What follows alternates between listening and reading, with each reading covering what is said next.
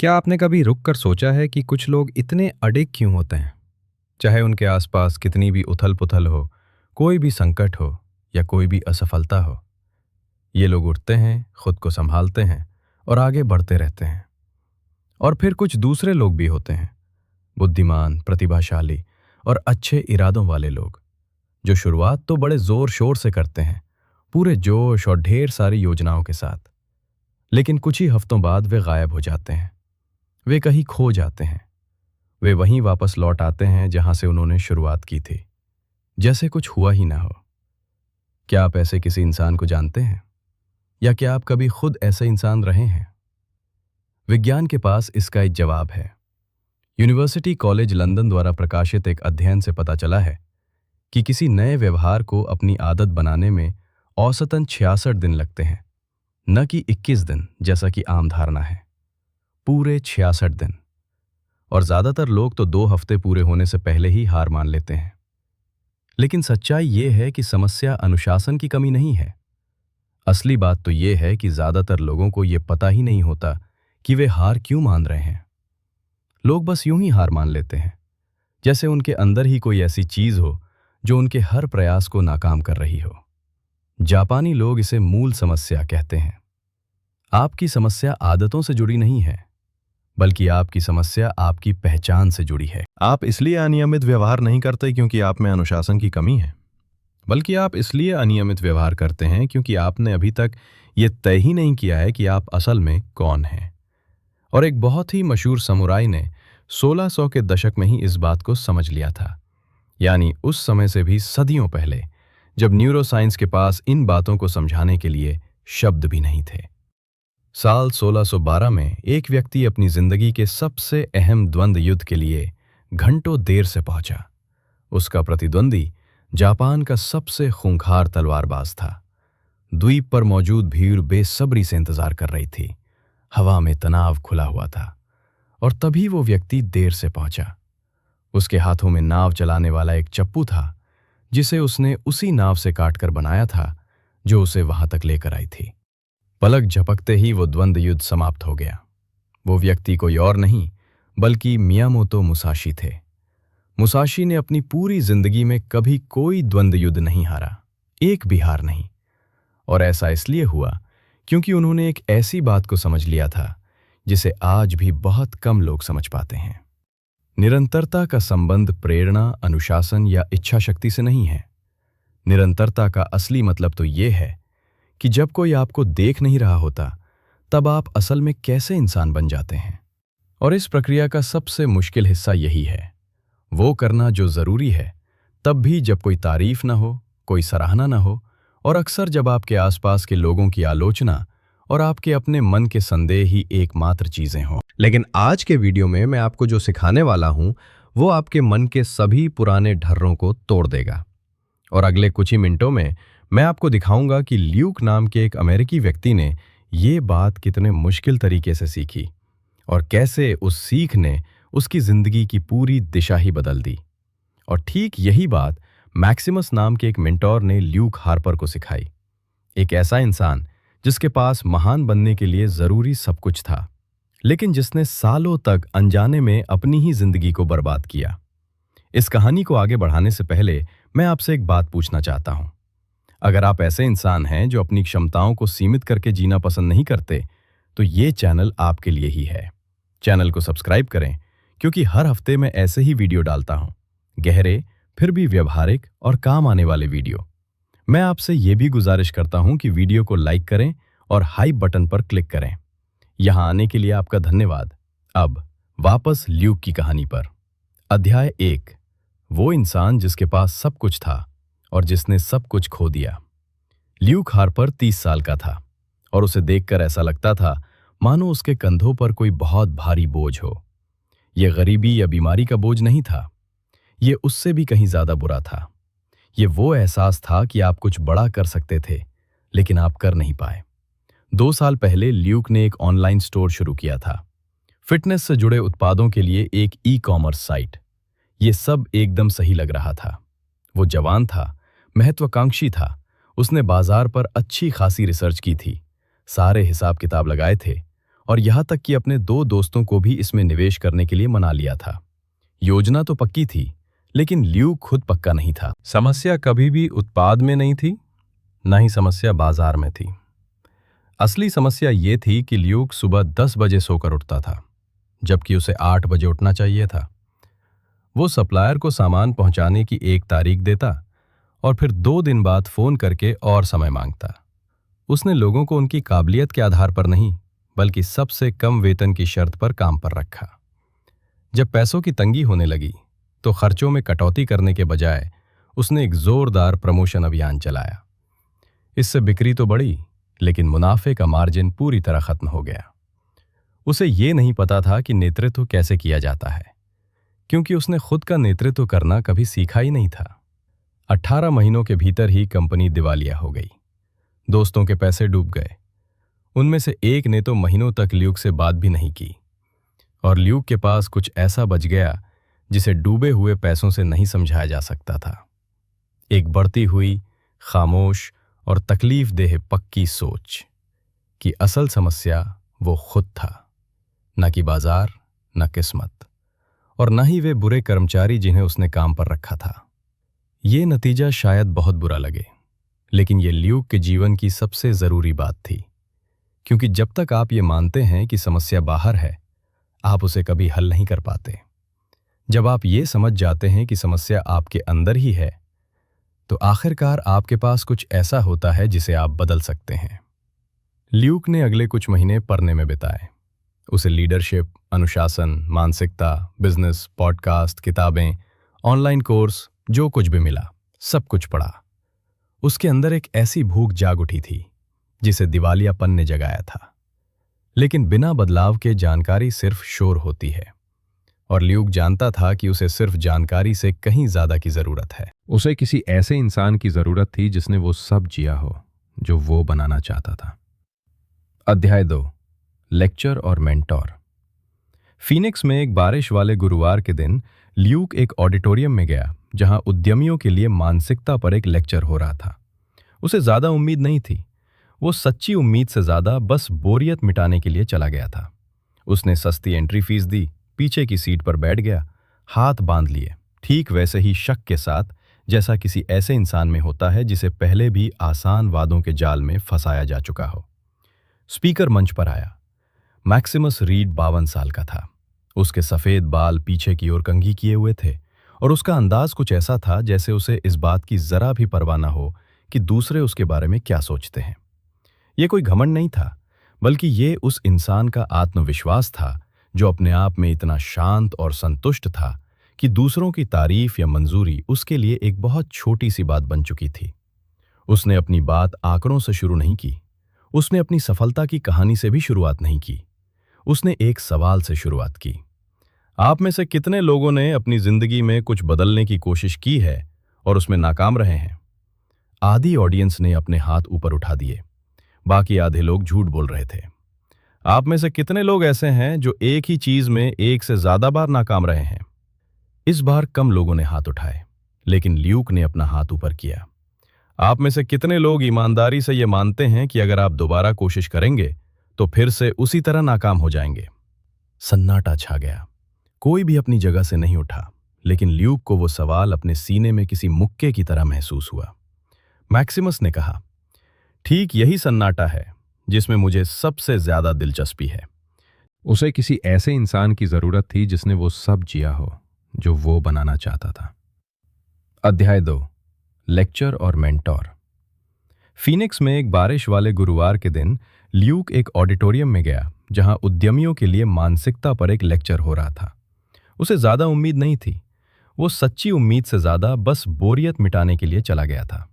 उसने सस्ती entry fees दी, पीछे की सीट पर बैठ गया, हाथ बांध लिए, ठीक वैसे ही शक के साथ जैसा किसी ऐसे इंसान में होता है जिसे पहले भी आसान वादों के जाल में फंसाया जा चुका हो। स्पीकर मंच पर आया। मैक्सिमस रीड 52 साल का था। उसके सफेद बाल पीछे की ओर कंघी किए हुए थे, और उसका अंदाज कुछ ऐसा था जैसे उसे इस बात की जरा भी परवाह न हो कि दूसरे उसके बारे में क्या सोचते हैं। ये कोई घमंड नहीं था, बल्कि ये उस इंसान का आत्मविश्वास था जो अपने आप में इतना शांत और संतुष्ट था कि दूसरों की तारीफ या मंजूरी उसके लिए एक बहुत छोटी सी बात बन चुकी थी। उसने अपनी बात आंकड़ों से शुरू नहीं की। उसने अपनी सफलता की कहानी से भी शुरुआत नहीं की। उसने एक सवाल से शुरुआत की। आप में से कितने लोगों ने अपनी जिंदगी में कुछ बदलने की कोशिश की है और उसमें नाकाम रहे हैं? आधी ऑडियंस ने अपने हाथ ऊपर उठा दिए। बाकी आधे लोग झूठ बोल रहे थे। आप में से कितने लोग ऐसे हैं जो एक ही चीज में एक से ज्यादा बार नाकाम रहे हैं? इस बार कम लोगों ने हाथ उठाए, लेकिन ल्यूक ने अपना हाथ ऊपर किया। आप में से कितने लोग ईमानदारी से यह मानते हैं कि अगर आप दोबारा कोशिश करेंगे तो फिर से उसी तरह नाकाम हो जाएंगे? सन्नाटा छा गया। कोई भी अपनी जगह से नहीं उठा, लेकिन ल्यूक को वो सवाल अपने सीने में किसी मुक्के की तरह महसूस हुआ। मैक्सिमस ने कहा, ठीक यही सन्नाटा है जिसमें मुझे सबसे ज्यादा दिलचस्पी है। आप वो नहीं हैं जो आप बनना चाहते हैं। आप असल में वही हैं जिसकी आप हर दिन प्रैक्टिस करते हैं। ल्यूक को ये बात अपनी रीढ़ की हड्डी तक महसूस हुई, क्योंकि ये इतनी सच्ची बात थी कि उसे सुनकर थोड़ा दर्द भी हुआ। उसने 2 साल तक एक महान उद्यमी बनने का सपना देखा था, लेकिन असल में वो हर दिन लगातार ना बने रहने की प्रैक्टिस कर रहा था। जब भी हालात मुश्किल होते तो वो हार मान लेने की प्रैक्टिस करता था। वो जरूरत के बजाय आराम को चुनने की प्रैक्टिस करता था, और इसका नतीजा ठीक वही निकला जिसकी उसने हर दिन प्रैक्टिस की थी। शायद आज आप भी ठीक वैसा ही महसूस कर रहे हों जैसा उस ऑडिटोरियम में ल्यूक ने महसूस किया था, खोया हुआ सा। आपने इतनी बार कोशिश की और नाकाम रहे कि अब आप अपनी उंगलियों पर उन्हें गिन भी नहीं सकते। लेकिन ये बात हमेशा याद रखना कि जिंदगी का ये खेल एक मैराथन है, न कि 100 मीटर की कोई छोटी सी दौड़। और मैराथन में हम धीरे धीरे अपनी रफ्तार बढ़ाते हैं। हम थकते हैं, हम चलते हैं, हम दौड़ते हैं, हम चढ़ते हैं, हम आराम करते हैं, लेकिन मंजिल तक सिर्फ वही लोग पहुंच पाते हैं जो बीच में कभी रुकते नहीं हैं। भाषण के आखिर में जब ज्यादातर लोग उस बिजनेस स्ट्रैटेजी वाले हिस्से पर बात करते हुए बाहर निकल रहे थे जिसका जिक्र मैक्सिमस ने आखिर में किया था, तब ल्यूक वहीं बैठा रहा, इंतजार करता हुआ, सोचता हुआ। जब ऑडिटोरियम लगभग खाली हो गया तो वो खड़ा हुआ और स्टेज की तरफ बढ़ा। मिस्टर रीड, ल्यूक ने इतनी साफ गोई से कहा जिसकी उम्मीद उसे खुद भी नहीं थी, मैंने एक कंपनी को दिवालिया कर दिया। मैंने अपने दोस्तों के पैसे डुबो दिए और पिछले 40 मिनट में मैंने मुशाशी के बारे में उतना कुछ जान लिया है जितना अपनी जिंदगी के पिछले 30 सालों में भी नहीं जाना था। क्या आप किसी को मेंटोरशिप देते हैं? मैक्सिमस ने उसकी तरफ बड़े ध्यान से देखा, जिस तरह का ध्यान आप तब महसूस करते हैं जब कोई सचमुच आपको देख रहा हो। मेरी पोजीशंस बंद हो चुकी हैं। मुझे पता है, ल्यूक ने कहा, लेकिन मैं फिर भी पूछ रहा हूं। चुप्पी। मैक्सिमस ने अपना हाथ अपनी ठुड्डी पर रखा और ल्यूक के चेहरे को गौर से देखा। एक पल बाद, जो उसे बहुत लंबा और असहज लगा, उसने कहा, तुम्हारी आंखों में एक अलग तरह की चमक है। ज्यादातर लोग जो मेरे पास आते हैं वे शॉर्टकट चाहते हैं, लेकिन तुम सच जानना चाहते हो, ऐसा लगता है। मैं सच जानना चाहता हूं, भले ही वो दुख दे। पिछले 2 सालों से मुझे दुख ही मिल रहा है। मैं चाहता हूं कि यह दुख कुछ बदले। मैक्सिमस धीरे से मुस्कुराया। शनिवार सुबह 6 बजे आना, एक नोटबुक साथ लाना। अध्याय 3, पहला सबक, रोजमर्रा की जिंदगी का सही तरीका। ल्यूक सुबह 5:58 पर उस पते पर पहुंच गया जो मैक्सिमस ने उसे दिया था। ये एक छोटा सा जिम था जिसमें कोई आधुनिक उपकरण नहीं थे। वहां पुरानी चमड़ी और लकड़ी की महक आ रही थी। दीवार पर सामंती जापान का एक नक्शा और पुरानी लिखावट की एक फ्रेम की हुई कॉपी लगी थी। मैक्सिमस वहीं था। वो लकड़ी की एक कुर्सी पर बैठा था। उसके हाथों में चाय का कप था और उसके बगल वाली मेज पर बुक ऑफ 5 रिंग्स रखी थी। ठीक 6 बजे, मैक्सिमस ने कहा। बढ़िया चुनाव। वो फालतू बातें करने वाला इंसान नहीं था। उसने ल्यूक को चाय दी, ल्यूक की लाई हुई नोटबुक खोली और कहा, इससे पहले कि हम मुसाशी के बारे में बात करें, तुम्हें मेरे एक सवाल का जवाब देना होगा और मुझे पूरी ईमानदारी चाहिए।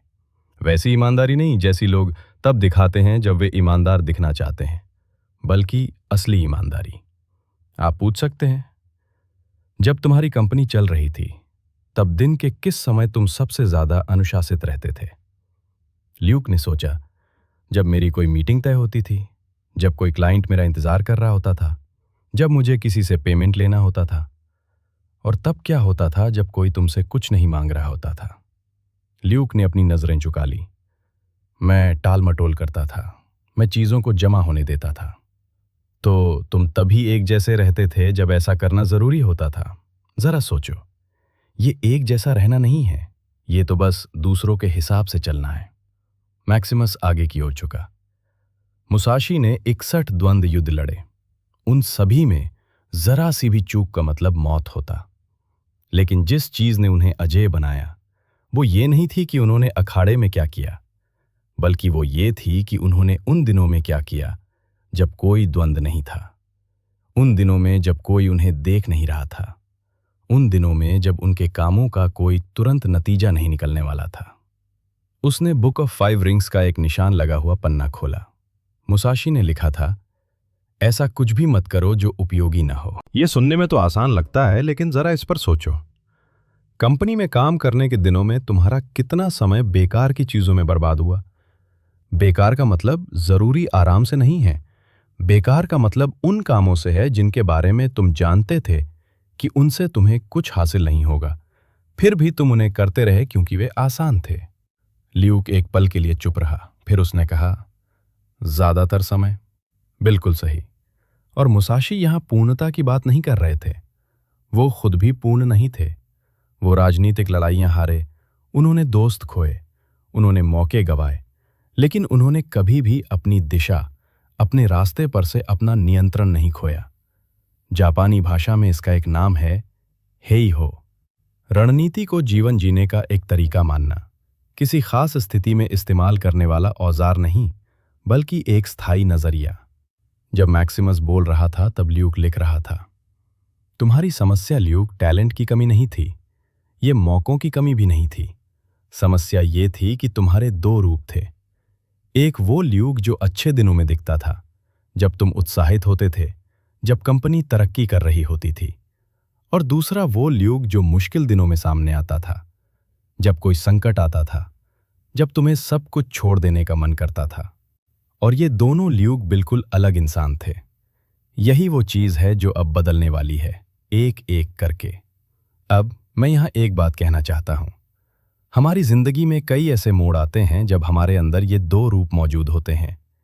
एक वो जोशीला, प्रेरित रूप जो पूरी दुनिया को जीत लेना चाहता है, और दूसरा वो रूप जो हर पल हार मान लेना चाहता है। खेल को बदलने वाली चीज ये नहीं है कि तुम हर समय दिन के 24 घंटे प्रेरित रहो, क्योंकि एक इंसान के लिए हर एक दिन प्रेरित रहना नामुमकिन है। तुम्हारे खेल को बदलने वाली चीज ये समझ है कि सबसे बुरे दिनों में ही तुम्हारी निरंतरता की असली परीक्षा होती है। ये तब होता है जब बाहर बारिश हो रही हो, फिर भी तुम दौड़ने के लिए निकल पड़ते हो। ये तब होता है जब तुम्हारा मन ना हो, फिर भी तुम पढ़ने बैठ जाते हो। ये तब होता है जब तुम्हारा शरीर तुमसे चीख चीख कर कह रहा हो कि आज का दिन कुछ भी ना करके बिताओ, फिर भी तुम वही करते हो जो करना जरूरी है। ठीक इसी पल आधुनिक योद्धाओं की परीक्षा होती है, और ठीक यहीं पर दूसरा सबक काम आता है। अध्याय 4, फुदोशिन, अडिग मन। आने वाले हफ्तों में ल्यूक और मैक्सिमस हर हफ्ते मिलते रहे, और मैक्सिमस ने ल्यूक को जो कुछ भी सिखाया वो किसी भी ऐसी बिजनेस ट्रेनिंग से बिल्कुल अलग था जो ल्यूक ने पहले कभी ली थी। दूसरे सेशन में मैक्सिमस बोर्ड पर एक शब्द लिखकर आए, फुदोशिन। मैक्सिमस ने उसका अनुवाद करते हुए कहा, अडिग मन। फुदो का मतलब है अडिग और शिन का मतलब है मन। ये एक ऐसा विचार है जिसे समुराय ने हर चीज की नींव के तौर पर अपनाया था। एक ऐसा मन जो बाहरी हालातों से विचलित ना हो। आप इसे कैसे विकसित करते हैं? मुसाशी, जिसे मुशिन कहते थे, उसके जरिए। एक खाली मन। लेकिन इसका मतलब ये नहीं कि आप कुछ सोच ही ना रहे हो, बल्कि इसका मतलब है कि आप विचारों से चिपके ना रहें। डर को बिना घबराहट में बदले गुजर जाने दें, खुशी को बिना लापरवाही में बदले गुजर जाने दें, और शक को बिना किसी रुकावट के गुजर जाने दें।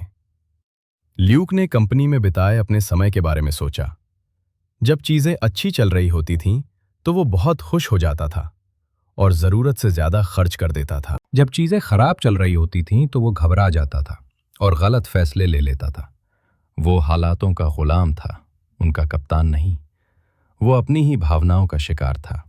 मुसाशी ने फुदोशिन को ध्यान के जरिए विकसित नहीं किया था, जैसा कि लोग आज सोचते हैं, मैक्सिमस ने आगे कहा, बल्कि उन्होंने इसे जानबूझकर मुश्किलों का सामना करके विकसित किया था। वो सबसे बेहतरीन विरोधियों की तलाश करते थे, इसलिए नहीं कि वो ये दिखा सकें कि वो कितने अच्छे हैं, बल्कि इसलिए कि वो ये जान सकें कि उनका मन कहाँ टूटता है। वो अपनी कमजोरियों को ढूंढते थे और ठीक उन्हीं जगहों को मजबूत बनाते थे। तो आप ये कह रहे हैं कि मुझे खुद मुश्किलों की तलाश करनी चाहिए? मैं ये कह रहा हूं कि आपको उनसे भागना बंद कर देना चाहिए। इन दोनों बातों में फर्क है। बिना किसी मकसद के मुश्किलों की तलाश करना तो खुद को तकलीफ देना है, लेकिन आप जो कुछ भी बनाना चाहते हैं उस रास्ते में आने वाली मुश्किलों का डट कर सामना करना, बिना अपने रास्ते से भटके, बिना अपनी सुरक्षा कम किए और बिना अपना रास्ता बदले, यही फुदोशिन है। मैक्सिमस एक शेल्फ की तरफ गया और एक किताब लेकर वापस आया।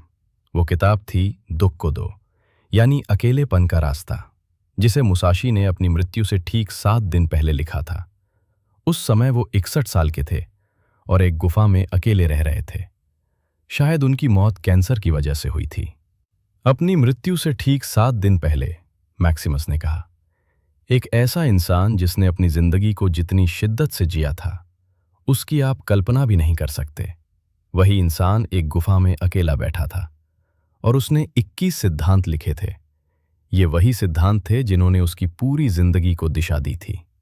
उन सिद्धांतों में से एक ये कहता है, अपने रास्ते से कभी मत भटको। उसने वो किताब ल्यूक की मेज पर रख दी।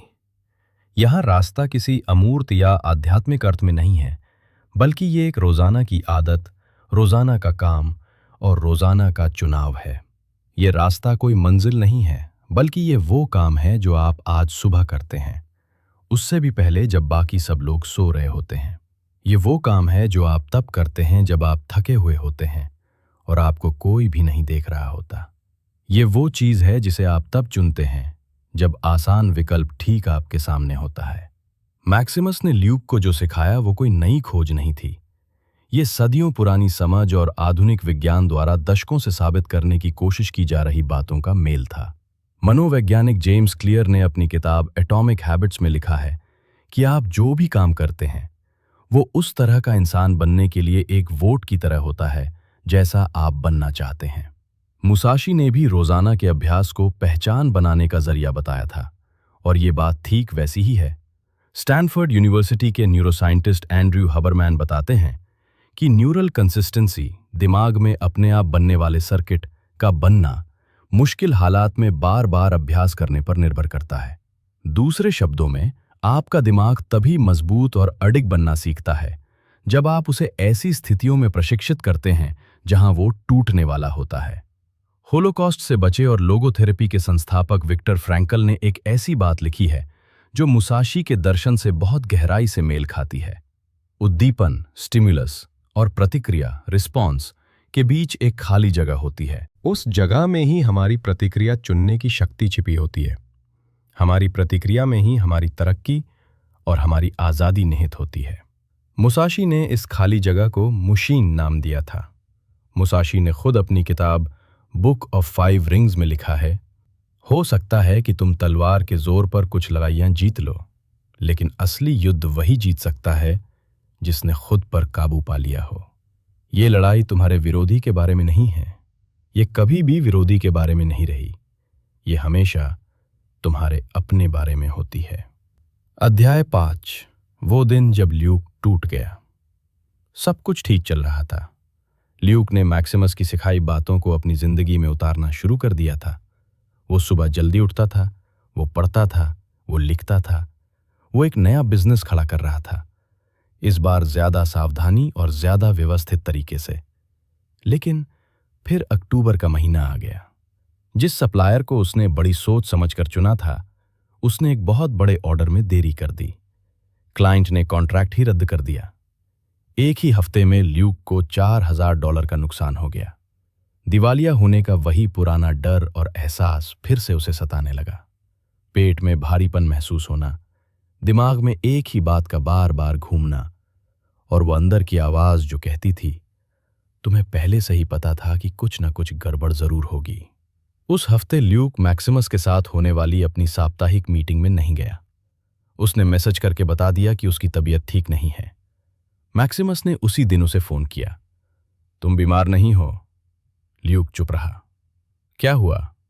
ल्यूक ने उसे सारी बात विस्तार से बताई, और जैसे जैसे वो अपनी कहानी सुनाता गया, उसे एहसास हुआ कि उसके दिमाग के अंदर की वो आवाज ठीक वही कर रही थी जो वो हमेशा से करती आई थी। एक छोटी सी रुकावट को एक बहुत बड़ी मुसीबत में बदलना, एक छोटी सी गलती को इस बात के सबूत के तौर पर पेश करना कि वो किसी भी काम के लायक नहीं है। ल्यूक, मैक्सिमस ने कहा, क्या तुम जानते हो कि सेकीगाहारा की लड़ाई के बाद मुसाशी ने क्या किया था?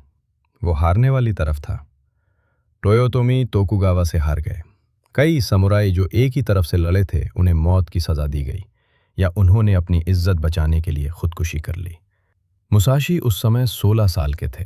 वो भी वही रास्ता चुन सकते थे, लेकिन उन्होंने ऐसा नहीं किया। नहीं, उन्होंने एक अलग रास्ता चुना। उन्होंने हार को अपनी पहचान बनाने के बजाय उससे मुंह मोड़ लिया और तय किया कि ये तो बस एक ट्रेनिंग है, कि हर नाकामी एक जानकारी है, कि पीछे हटना हार मानना नहीं, बल्कि खुद को फिर से व्यवस्थित करना है। मैक्सिमस कुछ देर रुके। तुम्हारे $4000 डूब गए, ये सच है। इससे दुख होता है, लेकिन जिस ल्यूक को मैं जानता हूं, वो ल्यूक नहीं है जिसने कंपनी को डुबो दिया। तुम अभी ठीक इसके उलट कुछ बनाने में लगे हो, और इस प्रक्रिया में रुकावटें तो आती ही हैं। सवाल ये नहीं है कि तुम गिरोगे या नहीं, सवाल ये है कि तुम गिरने के बाद उठने के लिए कौन सा तरीका चुनते हो। मुसाशी के पास इसके लिए एक खास विचार है। मैक्सिमस ने बात आगे बढ़ाई। शिकाता गा नाई, यानी उन चीजों को स्वीकार कर लेना जिन्हें बदला नहीं जा सकता। इसे हार मान लेना नहीं, बल्कि एक स्पष्टता के तौर पर देखना। इस हफ्ते जो कुछ हुआ उसे तुम बदल नहीं सकते, लेकिन कल सुबह तुम क्या करोगे, ये तुम खुद चुन सकते हो। और यही चुनाव जब हर रोज दोहराया जाता है, तो तुम्हें खतरनाक हद तक निरंतर बना देता है। अगले हफ्ते ल्यूक अपनी नोटबुक और अपने सवालों के साथ मीटिंग में गया। उसके अंदर वो दृढ़ संकल्प था जो ये समझता था कि निरंतरता का मतलब ये नहीं है कि रास्ते में कोई रुकावट ही ना आए, बल्कि इसका असली मतलब है वो तेजी जिसके साथ तुम गिरने के बाद फिर से उठ खड़े होते हो। अध्याय 6, इच्चिनेन, एक पूर्ण और अटल इरादे की शक्ति। कुछ महीनों बाद मैक्सिमस ने एक ऐसे विचार से ल्यूक का परिचय कराया जिसके बारे में उसने पहले कभी नहीं सुना था। इच्चिनेन। मैक्सिमस ने समझाया, जापानी भाषा में इच्चिनेन का सीधा सीधा मतलब होता है एक विचार या एक इरादा, लेकिन योद्धाओं के दर्शन शास्त्र में इसका अर्थ कहीं ज्यादा गहरा है।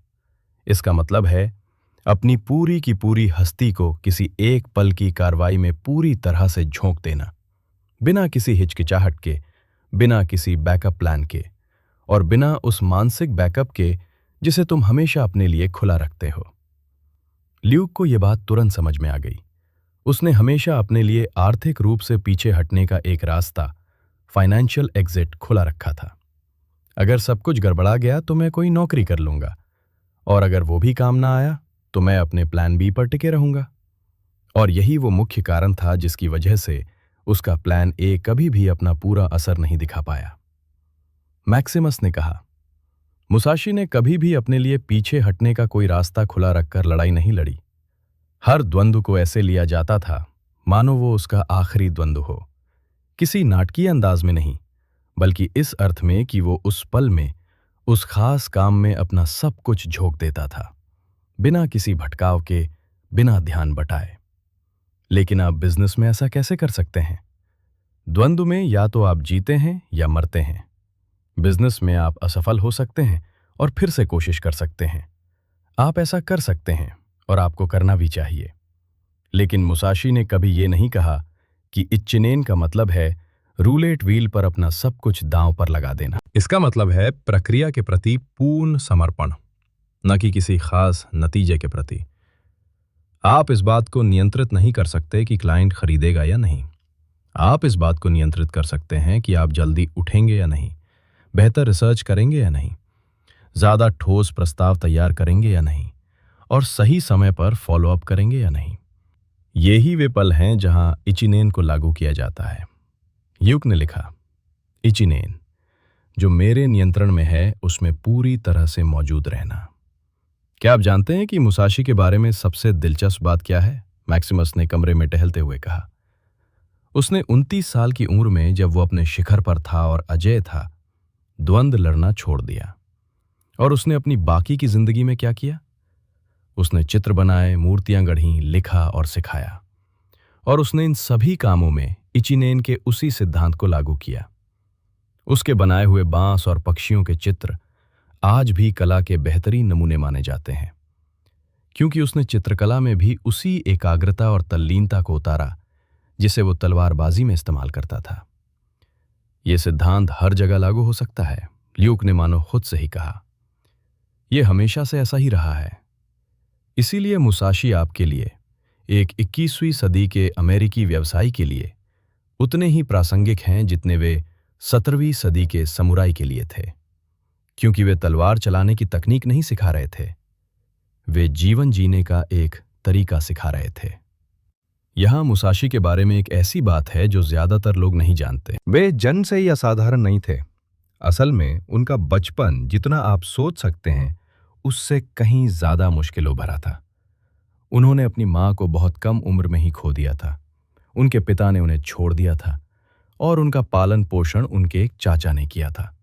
और 7 साल की उम्र में ही वे बिना किसी गुरु या स्कूल के अकेले ही अभ्यास करने लगे थे। शोधकर्ता सदियों से जिस सवाल का जवाब खोजने की कोशिश कर रहे हैं वो ये है कि आखिर किस चीज ने इस अनाथ बच्चे को जापानी इतिहास का सबसे अजेय योद्धा बना दिया।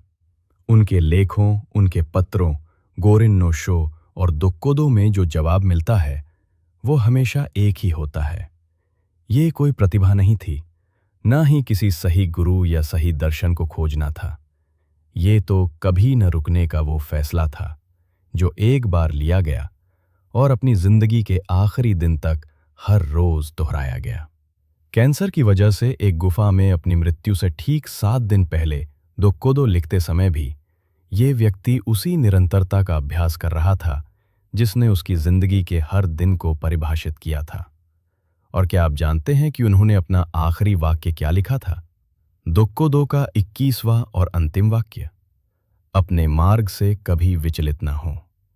वो मार्ग मुसाशी का मार्ग नहीं, बल्कि उसका अपना मार्ग।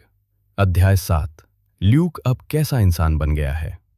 फीनिक्स में उस गुरुवार के 1 साल बाद ल्यूक हार्पर उसी तरह के ऑडिटोरियम में बैठे थे जहां वे मैक्सिमस से मिले थे, लेकिन इस बार वे मंच पर थे, क्योंकि दिवालिया होने के बाद उन्होंने जो नया बिजनेस बनाया था वो लगातार और तेजी से बढ़ रहा था और उन्हें इस बदलाव के बारे में बोलने के लिए बुलाया गया था। मैक्सिमस दर्शकों के बीच अपनी हमेशा वाली चाय के साथ उसी ध्यान भरी नजर से उन्हें देख रहे थे। ल्यूक ने एक सवाल से शुरुआत की, वही सवाल जो मैक्सिमस ने 1 साल पहले उनसे पूछा था। आप में से कितने लोगों ने अपनी जिंदगी में कुछ बदलने की कोशिश की और नाकाम रहे? और जैसे ही उन्होंने लोगों के हाथ ऊपर उठते देखे, ल्यूक ने उन सभी बातों के बारे में सोचा जो उन्होंने सीखी थी। वो खतरनाक निरंतरता कभी न गिरने के बारे में नहीं है, बल्कि ये उस पहचान के बारे में है जो आप गिरने और फिर से उठने के बीच के समय में बनाते हैं। फुदोशिन यानी अडिग मन कोई ऐसी चीज नहीं है जो आपके पास पहले से हो। ये तो एक ऐसी चीज है जिसका आप हर दिन अभ्यास करते हैं जब तक कि ये आपकी पहचान न बन जाए। इचिनेन यानी पक्का इरादा प्लान बी खत्म करने के बारे में नहीं है। ये तो इस बारे में है कि जब सबसे ज्यादा जरूरत हो तब आप अपना ध्यान न भटकने दें। हेई हो यानी जीने के तरीके के तौर पर रणनीति कोई ऐसा औजार नहीं है जिसका इस्तेमाल आप सिर्फ मुश्किल समय में करें। ये तो वो रवैया है जिसे आप हर फैसले में, हर सुबह और हर उस छोटी बड़ी पसंद में बनाए रखते हैं जिस पर किसी की नजर नहीं होती। और ये सारी बातें 400 साल पहले एक समुराई ने लिखी थीं, जो कभी किसी द्वंद्व युद्ध में नहीं हारा, क्योंकि उसने कभी भी अपना एक भी दिन बेकार नहीं जाने दिया। ल्यूक मुसाशी नहीं बन गए थे। मुसाशी बनना तो कभी मकसद था ही नहीं।